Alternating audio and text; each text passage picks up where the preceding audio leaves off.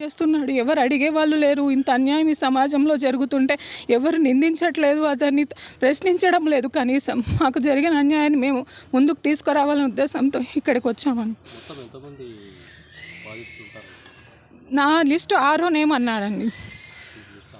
6వ నెంబర్ అని చెప్తున్నారు. అతనికి డబ్బు ఉందన్న అహంకారం, ఎవరు ప్రశ్నించారని చెప్పక ముందు లేదు కాబట్టి ఆర్థికంగా మమ్మల్ని ఏం చేసినా అడిగే వాళ్ళు లేరు అన్న అతనికి అహంకారంతోనే ఇవన్నీ చేస్తున్నాడు. అతని దుర్మార్గానికి నా బిడ్డ జీవితం బలైంది.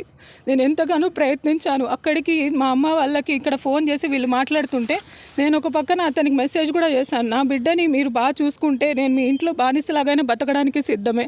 నన్ను మీరు కొట్టినా తిట్టినా నేను భరిస్తాను. నా బిడ్డ కోసం బిడ్డకు తండ్రి కావాలని నేను చెప్పి అన్నిటిని భరించడానికి నేను సిద్ధం అని చెప్పినా అతని నుంచి ఏం రిప్లై లేదు ఆ మెసేజ్కి.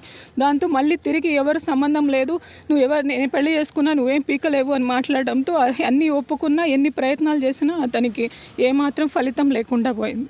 ఇలాంటి వాడు సమాజంలో ఉండడం వల్ల చాలామంది అమ్మాయిలు ఇలాగే బాధితులు అవుతారు. ఎవరు గొంతెత్తి ప్రశ్నించకపోతే ఇలా చాలామంది బలవుతారు. దయచేసి నేను వేడుకునేది ఏంటంటే ఇలాంటి వాటిని శిక్షించండి, లేదంటే చాలామంది బలవుతారు.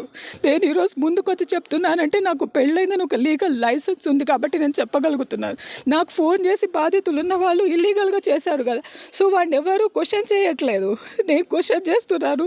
నాకు న్యాయం చేయండి, నా బిడ్డకి న్యాయం చేయమని నేను అర్థిస్తున్నాను. Please help me.